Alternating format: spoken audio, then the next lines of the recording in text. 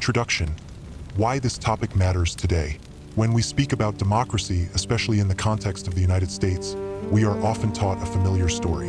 Democracy, we are told, descends from ancient Greece, is refined in Rome, reborn in Enlightenment Europe, and finally perfected by the American founding fathers in the late 18th century.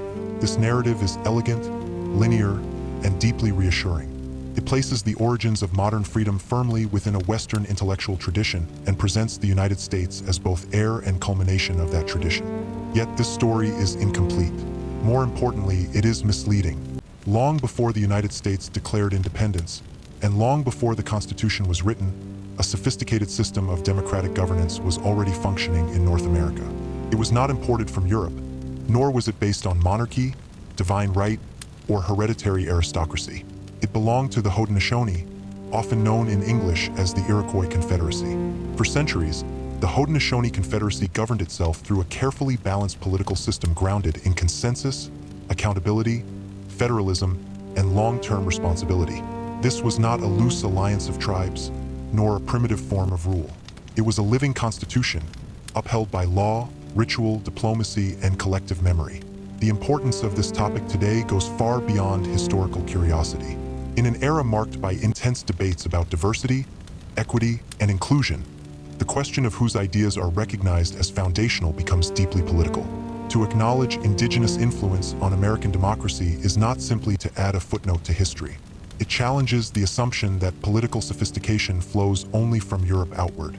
It forces us to confront how power shapes historical memory and how certain voices are elevated while others are systematically silenced. For generations, Indigenous societies were portrayed in American education as obstacles to progress rather than contributors to political thought. They were described as pre-modern, irrational, or incapable of abstract governance. This framing made it easier to justify land seizure, forced assimilation, and cultural erasure.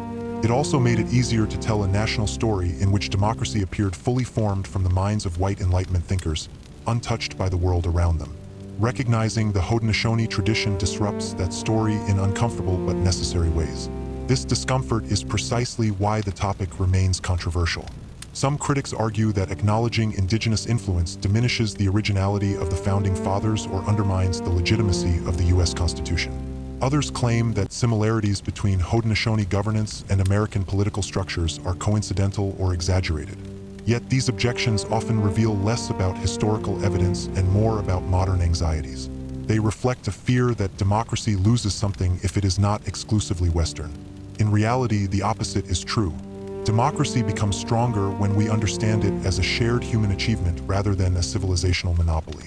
Another reason this topic matters today is that the Haudenosaunee system was not merely democratic in structure, but ethical in orientation. Its political philosophy emphasized peace over conquest, responsibility over domination, and future generations over short-term gain. These values resonate powerfully in a world facing democratic erosion, environmental crisis, and social fragmentation. Studying Indigenous democracy is not an exercise in nostalgia. It is an opportunity to rethink what democratic governance can be and whom it is meant to serve. Finally, this subject invites us to reconsider how knowledge itself is defined. Western political theory has traditionally privileged written texts over oral traditions, treating constitutions written on parchment as more legitimate than laws preserved through speech, ceremony, and symbolic records such as wampum belts. By taking the great law of peace seriously as a constitutional system, we are asked to broaden our understanding of what counts as law, philosophy, and political rationality. This shift is not about lowering standards. It is about applying them consistently. This work begins, therefore, with a simple but radical premise. The history of democracy in North America does not begin with the United States. It begins earlier on Indigenous land, among Indigenous nations, whose ideas shaped the political world that European settlers entered and eventually transformed. To explore this history is not to rewrite the American story, but to finally tell it in full. Who the Haudenosaunee are: a political civilization, not a tribe. To understand the political system of the Haudenosaunee, one must first unlearn the language traditionally used to describe Indigenous societies. Words such as tribe or chiefdom often carry assumptions of small scale, limited complexity, and informal authority. These terms obscure more than they reveal. The Haudenosaunee were not a loose collection of kin groups bound only by custom. They were, and remain, a deliberate political civilization with a shared constitution, a defined system of governance, and a clear understanding of sovereignty. The name Haudenosaunee means people of the Longhouse, and this metaphor is central to their political worldview. The Longhouse was not merely a physical structure, but a model of society itself. Multiple families lived under one roof, each maintaining autonomy while sharing responsibility for the collective well-being. In political terms, this translated into a federal system in which distinct nations retained internal self-rule while participating in a larger confederacy. The image of a single longhouse stretching across territory, with different nations guarding different doors, conveyed unity without uniformity. It is difficult to imagine a clearer pre-modern expression of federalism. Originally, the Confederacy consisted of 5 nations: the Mohawk, Oneida, Onondaga, Cayuga, and Seneca. In the early 18th century, the Tuscarora joined, forming what is now known as the Six Nations. Each nation had its own councils, customs, and leadership structures, yet all were bound by the Great Law of Peace. This law established not only shared principles but shared procedures, ensuring that no single nation could dominate the others. Power flowed horizontally rather than vertically, and legitimacy came from consent rather than force. The political sophistication of the Haudenosaunee becomes especially clear when examining how decisions were made. Authority did not rest in a single ruler, nor was it determined by simple majority rule. Instead, governance operated through councils that emphasized discussion, persuasion, and consensus. Decisions affecting the Confederacy required agreement across nations, a process that could be slow but was designed to prevent tyranny, factionalism, and impulsive action. Stability was valued over speed, and unity over victory. This approach stands in sharp contrast to European political systems of the same era, many of which were defined by absolutism, hereditary privilege, or violent power struggles. It is also essential to recognize that the Haudenosaunee were not isolated from the wider world. They were deeply engaged in diplomacy, trade, and warfare with neighboring indigenous nations long before Europeans arrived. When colonial powers entered the region, they encountered not a political vacuum but an established international actor. The Haudenosaunee negotiated treaties, balanced alliances between rival empires, and leveraged their political cohesion to maintain influence. European observers frequently remarked on their rhetorical skill, strategic thinking, and disciplined governance, even as they struggled to reconcile these qualities with their own prejudices. This dissonance reveals much about colonial attitudes. Europeans often admired Haudenosaunee political practices in practice while denying them in theory. They could acknowledge indigenous competence in councils and negotiations, yet still describe indigenous societies as savage or uncivilized. This contradiction was not accidental. Admitting that a non-European people had developed a durable, egalitarian political system threatened the ideological foundations of colonization itself. If indigenous nations were politically advanced, then conquest could no longer be framed as a civilizing mission. Understanding the Haudenosaunee as a political civilization rather than a cultural curiosity is a necessary step toward an honest history of American democracy. Their governance was not an early draft waiting to be improved by Europeans. It was a fully realized system that functioned for centuries and continues in adapted form today. By recognizing this, we shift the narrative from one of indigenous absence to one of indigenous presence and influence. Only then can we begin to see the political landscape of early America as it truly was, a space shaped by interaction, exchange, and indigenous leadership, rather than by European ideas alone. The Great Law of Peace, a constitution before paper. At the heart of Haudenosaunee governance lies the Great Law of Peace, a constitutional framework that transformed a region marked by cycles of violence into one of the most enduring political unions in history. Unlike modern constitutions, the Great Law was not written on paper, signed in a single moment, or attributed to a group of authors debating behind closed doors. It emerged through oral tradition, collective memory, and symbolic records, and it was designed not merely to organize power, but to heal society itself. According to Haudenosaunee tradition, the Great Law of Peace was brought by a visionary known as Deganawida, often referred to as the Great Peacemaker, with the help of Hiawatha, a skilled orator and diplomat. Whether one interprets these figures as historical individuals, symbolic embodiments, or both, their role in the political imagination of the Haudenosaunee is undeniable. The law they helped establish was not imposed by conquest. It was offered as an alternative to endless retaliation and internal division. Peace in this context was not passive. It was a political achievement. The Great Law articulated a vision of society rooted in 3 foundational principles: peace, reason, and righteousness. Peace was understood as the absence of violence, but also as the presence of social balance. Reason referred to the disciplined use of the mind in deliberation, free from anger and personal ambition. Righteousness meant acting with moral responsibility toward the community as a whole. These were not abstract ideals reserved for philosophers. They were operational values embedded directly into political procedure. One of the most remarkable features of the Great Law is the way it encoded authority without centralizing power. Leadership positions, known as sachems, were established for each nation, but sachems were not rulers in the European sense. They did not command armies, levy taxes, or rule by decree.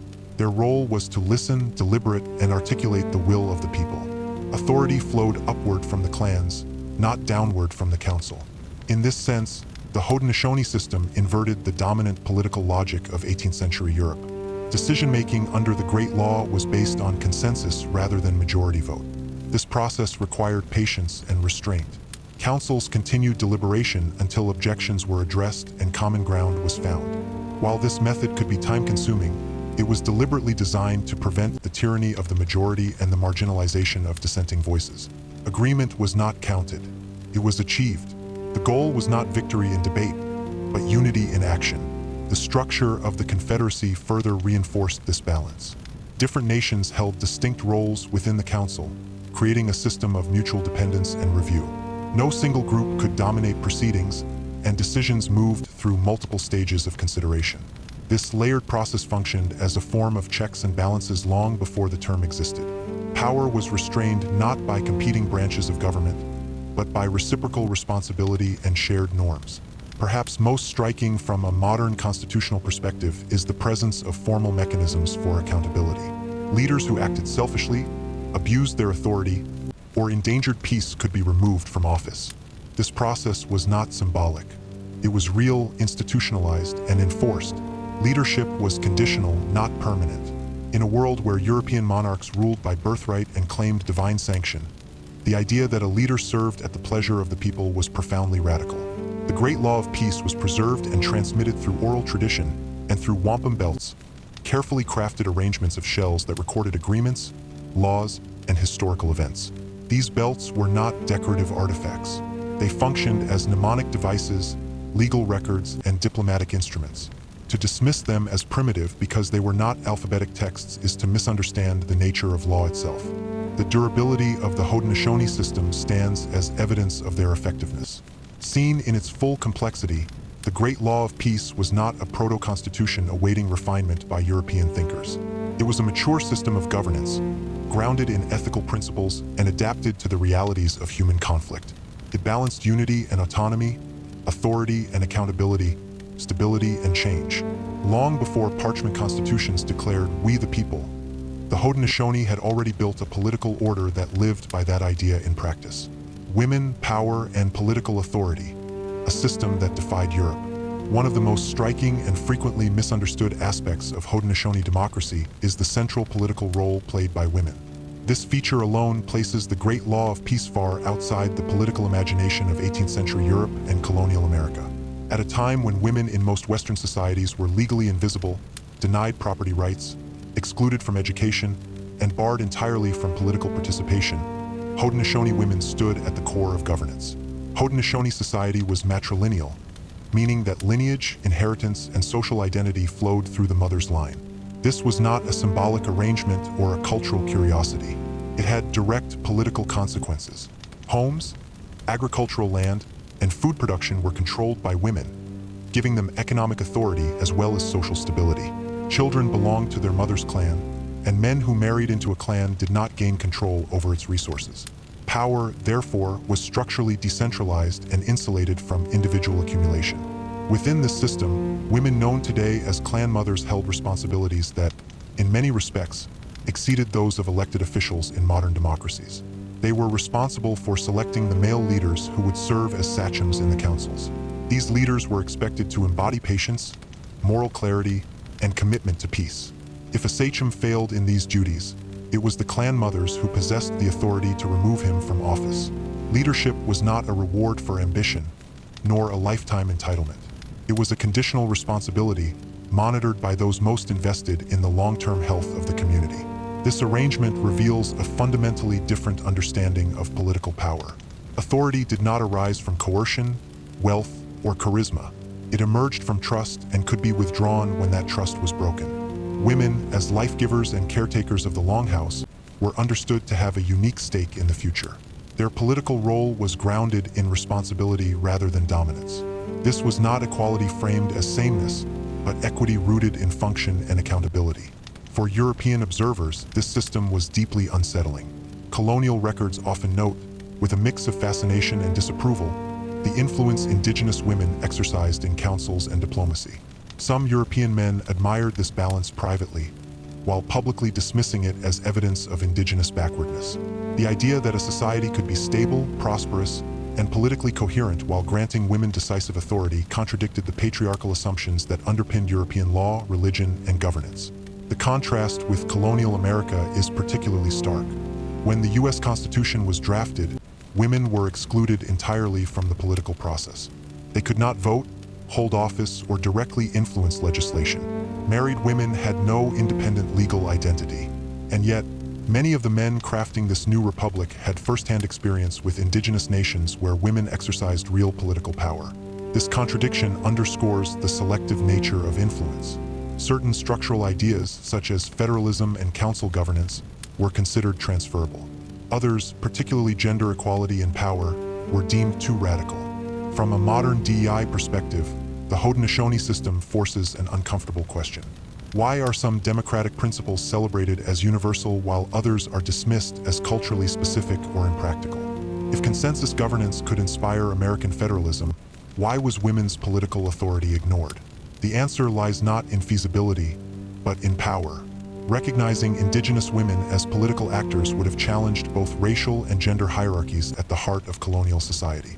Importantly, Haudenosaunee women did not view their authority as a struggle against men. Governance was conceived as a balance of roles, not a battlefield of identities.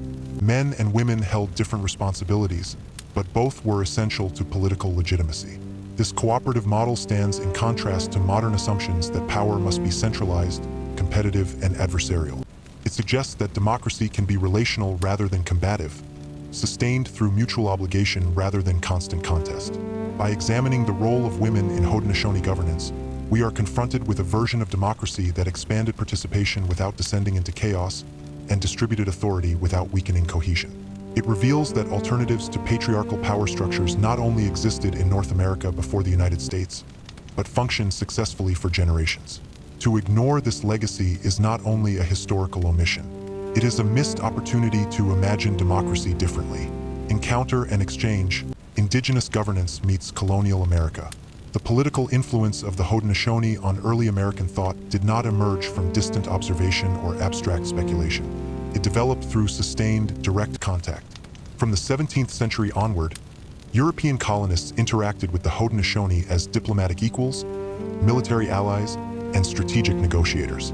These encounters exposed colonial leaders to a functioning indigenous political system that contrasted sharply with European models and yet proved remarkably effective. The Haudenosaunee Confederacy occupied a powerful geopolitical position in northeastern North America. Situated between competing European empires, they mastered the art of diplomacy as a means of survival and leverage. They negotiated treaties, balanced alliances, and enforced agreements with a consistency that impressed even their adversaries. European officials often complained about indigenous resistance, yet they also recognized that Haudenosaunee diplomats were disciplined, articulate, and politically sophisticated. Councils were formal affairs governed by protocol, ritual, and carefully structured debate. Words mattered, memory mattered, and commitments were expected to endure.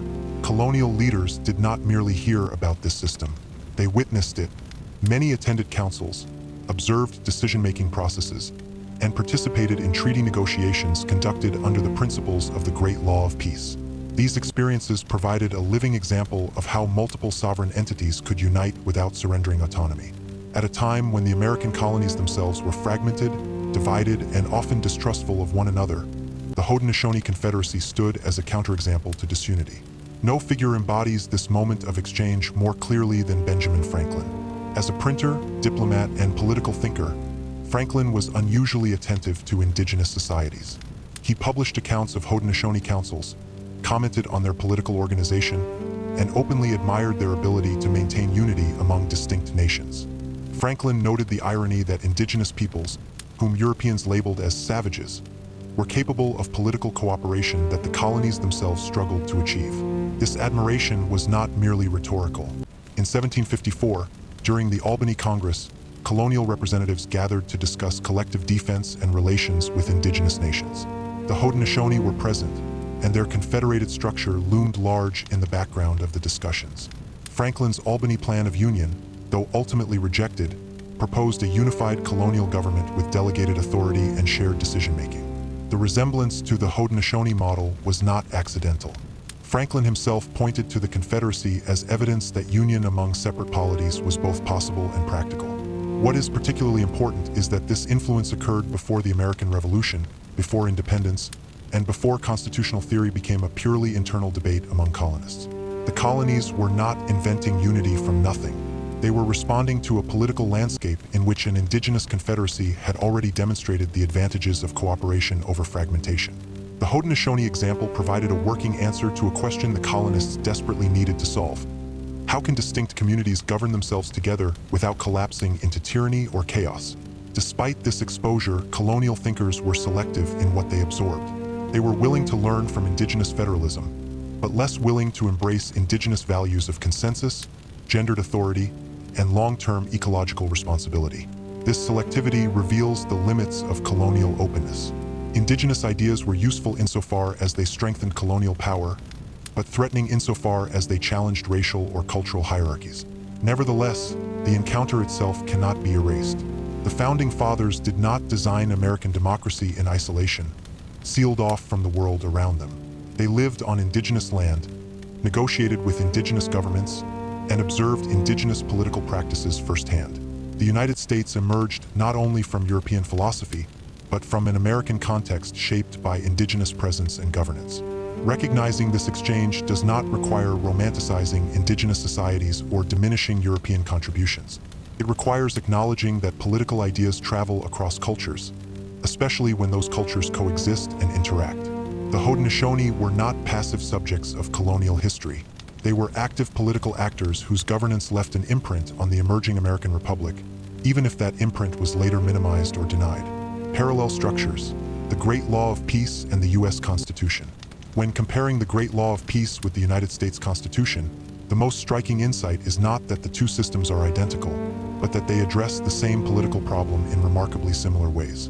Both were designed to unite distinct political communities under a shared framework without eliminating their internal sovereignty. Both sought stability without absolutism, unity without uniformity, and authority without unchecked power. These parallels are too precise and too contextual to be dismissed as coincidence. At the core of both systems lies the idea of federalism. The Haudenosaunee Confederacy united multiple nations, each with its own laws and customs, into a single political body responsible for matters affecting the whole. Local governance remained intact, while collective issues such as war, peace, and diplomacy were handled at the Confederacy level. This mirrors the logic later embedded in the U.S. Constitution, where individual states retained significant authority while delegating specific powers to a central government. In both cases, the political union was conceived as a partnership rather than a hierarchy. Another powerful parallel lies in the distribution and limitation of power. The Great Law of Peace established councils with defined roles, requiring multiple stages of deliberation before decisions could be finalized. Authority moved through a structured process designed to slow down rash action and force reflection. Similarly, the U.S. Constitution created separate branches of government, each intended to restrain the others. While the mechanisms differ, the underlying philosophy is strikingly aligned. Power was not trusted to a single individual or institution. It was intentionally fragmented to prevent abuse. The emphasis on deliberation is another shared feature. In Haudenosaunee councils, decisions were not rushed, nor were they settled by narrow margins. Consensus required listening, persuasion, and patience. Although the American system ultimately adopted majority voting rather than full consensus, the constitutional framework still reflects deep concern about impulsive governance. Bicameral legislatures, staggered terms, and layered approval processes all serve to slow decision-making. In both systems, delay is not a flaw. It is a safeguard. Perhaps the most profound parallel, though least discussed, is the moral orientation toward the future. The Great Law of Peace explicitly instructs leaders to consider the impact of their decisions on future generations. Governance is framed as a responsibility to those not yet born. This principle stands in quiet contrast to many European political traditions focused on immediate sovereignty or dynastic continuity. While the U.S. Constitution does not state this idea as clearly, it echoes it in its concern for durability, amendment procedures, and the preservation of liberty over time. Both systems conceive of law as a covenant stretching beyond the present moment. It is important to note what was not adopted. The United States did not embrace consensus governance in its full form, nor did it incorporate the central political role of women found in Haudenosaunee society. These omissions reveal the cultural boundaries of influence. Indigenous ideas were filtered through colonial priorities, racial assumptions, and patriarchal norms. The result was not a direct copy, but a selective adaptation. Critics often argue that similarities alone do not prove influence. Yet this argument overlooks historical context. The Founding Fathers did not encounter these ideas in isolation. They encountered them in lived practice on the same land during the same period in which they were struggling to imagine political union. The Haudenosaunee Confederacy was not an abstract example from a distant culture. It was a working political system that colonial leaders observed, negotiated with, and publicly referenced. The comparison between the Great Law of Peace and the U.S. Constitution does not diminish the intellectual labor of the Founding Fathers. Rather, it situates that labor within a broader, more honest landscape of ideas. Democracy in America did not emerge from a vacuum. It emerged from dialogue, observation, and adaptation within a plural political world. Acknowledging indigenous influence does not weaken the Constitution.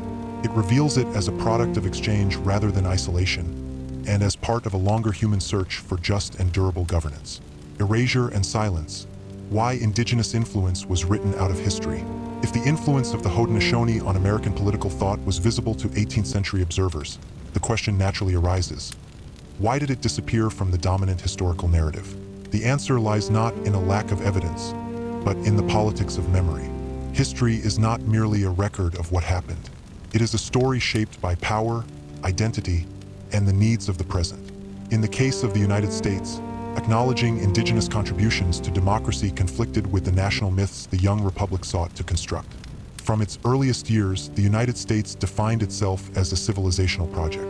Democracy was framed as proof of moral and intellectual superiority, distinguishing the new nation from both European monarchy and the peoples it displaced.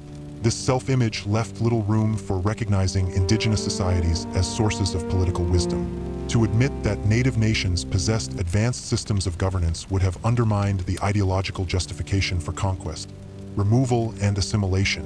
Erasure, therefore, was not accidental. It was functional. Racial ideology played a central role in this process. 19th century American thought was deeply invested in hierarchies that placed white Europeans at the pinnacle of human development.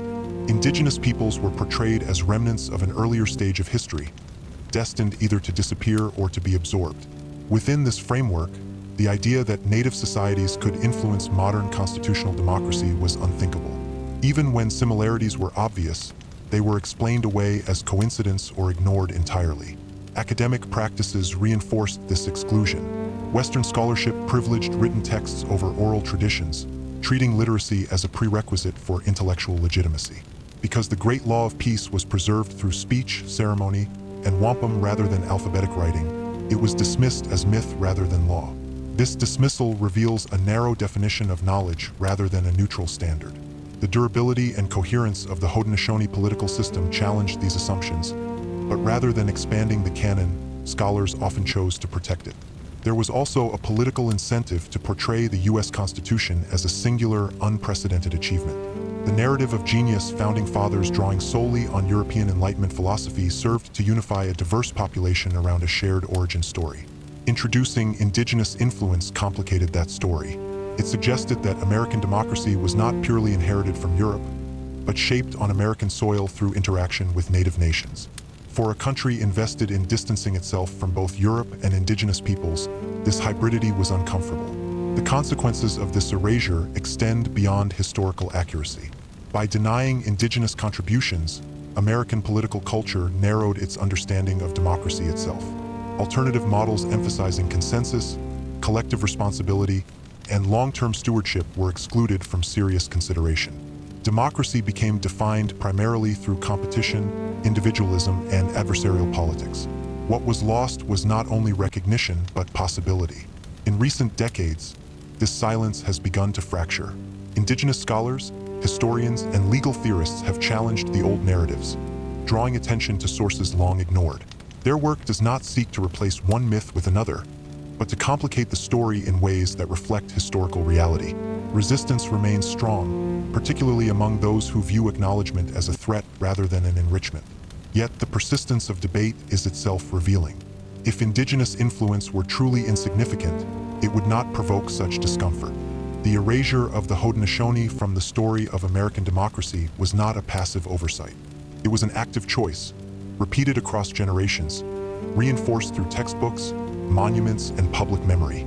To confront this history is not to assign blame retroactively, but to recognize how narratives shape power. Only by understanding why Indigenous influence was silenced can we begin to restore it meaningfully and rethink what democracy has been allowed to mean. Recognition, resistance, and the present-day debate. In the late 20th and early 21st centuries, the long silence surrounding Indigenous influence on American democracy began, slowly and unevenly, to break. This shift did not come from a sudden discovery of new evidence, but from a change in who was asking the questions. Indigenous scholars, along with historians willing to challenge entrenched assumptions, began revisiting colonial records, diplomatic correspondence, and oral histories that had been overlooked or dismissed. What emerged was not a revolutionary new claim, but a clearer articulation of something that had been visible all along. One of the most significant moments in this process of recognition occurred when the United States Congress formally acknowledged the contribution of the Haudenosaunee Confederacy to the development of democratic principles. While such resolutions carry limited legal weight, their symbolic importance is substantial. For the first time, the federal government publicly admitted that American democracy did not arise in isolation from indigenous political traditions. This acknowledgement marked a quiet but meaningful rupture in the national narrative. Yet recognition has not come without resistance. Academic debate around the Iroquois influence thesis remains contentious. Critics argue that parallels between the Great Law of Peace and the U.S. Constitution are overstated, or that influence cannot be conclusively proven without explicit written acknowledgement by the Founding Fathers. Supporters counter that such standards are selectively applied and ignore how political ideas historically spread through observation, dialogue, and practice rather than formal citation. At stake in this debate is not only historical interpretation, but the authority to define what counts as legitimate knowledge. The resistance is also cultural and political. For some, acknowledging Indigenous influence feels like an attack on national identity. The myth of American exceptionalism relies heavily on the idea of originality and rupture, of a new beginning untainted by the past. Indigenous influence complicates that myth by revealing continuity, borrowing, and dependence. It suggests that American democracy was shaped not only by Enlightenment philosophy, but by indigenous governance operating on the same land. This realization unsettles those who prefer clear boundaries between civilization and those it displaced. In educational institutions, these tensions are increasingly visible. Curricula that include indigenous political systems are sometimes accused of being political or revisionist, as though traditional narratives were neutral by default. Yet education has never been apolitical. The exclusion of indigenous voices was itself a political act, one that aligned comfortably with colonial power structures. Expanding the story does not indoctrinate students. It equips them with a more accurate and complex understanding of democracy's origins. From a DI perspective, this debate is not about symbolic inclusion. It is about epistemic justice, whose knowledge is valued, whose systems are studied, and whose contributions are remembered all shape the moral landscape of a society. Recognizing the Haudenosaunee as political thinkers rather than cultural footnotes affirms that democracy is not owned by any one race or civilization. It is a shared human endeavor, expressed differently across contexts. Importantly, the Haudenosaunee are not merely historical subjects in this discussion. They are contemporary political communities, still governing themselves, still practicing elements of the Great Law of Peace, and still asserting sovereignty. Their involvement in these debates challenges the tendency to freeze indigenous peoples in the past. Indigenous democracy is not an ancestor to be honored and forgotten. It is a living tradition that continues to offer insight into governance, responsibility, and collective life. The present-day debate, therefore, is not only about what happened in the 18th century, It is about what kind of democracy the United States aspires to be now. Whether indigenous influence is acknowledged reluctantly, openly, or not at all reflects deeper choices about inclusion, humility, and historical honesty. The argument is not merely academic. It shapes how democracy is taught, how power is understood, and how the future is imagined. Conclusion: rethinking democracy. Re-examining the role of the Haudenosaunee Confederacy in the history of American democracy ultimately leads to a deeper and more challenging question. What do we mean when we speak of democracy itself? If democracy is understood merely as a set of institutions developed in Europe and transplanted to the New World, then indigenous political systems remain peripheral by definition. But if democracy is understood as a human response to the problem of shared power, collective decision-making, and social responsibility, then indigenous governance belongs at the center of the story. The Great Law of Peace reveals that democracy in North America did not begin as an abstract philosophical experiment. It emerged from lived experience, from the necessity of ending cycles of violence and sustaining unity among diverse communities. Its principles were not articulated in treatises, but embodied in practice. Peace was not an ideal but a political goal. Consensus was not inefficiency but discipline.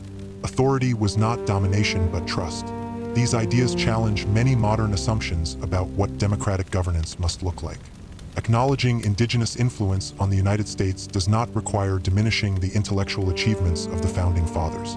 It requires situating them honestly within the world they inhabited. They were not architects building in an empty landscape. They were political actors navigating a continent shaped by indigenous nations with long-standing traditions of governance. The Constitution can be both a remarkable achievement and a product of exchange. These truths are not mutually exclusive. What makes this recognition difficult is not a lack of evidence, but a challenge to identity. National myths rely on clarity, simplicity, and moral certainty. They prefer clean origins over complex interactions.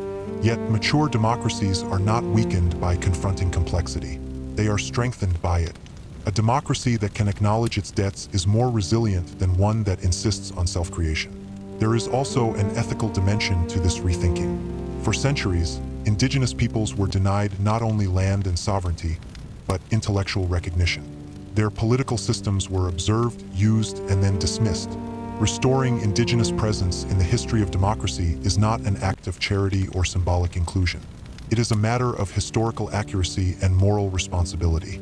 Recognition does not undo past injustice, but it does challenge the narratives that made that injustice seem natural or inevitable. The Haudenosaunee tradition also invites reflection on the future of democracy. In an era of polarization, short-term thinking, and institutional distrust, the principles of the Great Law of Peace feel unexpectedly relevant. Governance oriented toward consensus rather than constant conflict, toward responsibility to future generations rather than immediate gain, offers a counterpoint to prevailing political norms. These ideas are not relics. They are alternatives. Perhaps the most important lesson is that democracy has never belonged to a single culture. It has always been plural, adaptive, and shaped by encounter. When we expand the story of democracy to include indigenous voices, we do not dilute it. We deepen it. We move from a narrative of ownership to one of relationship, from a myth of origin to a history of coexistence. Rethinking democracy in this way does not ask us to abandon modern institutions or romanticize the past.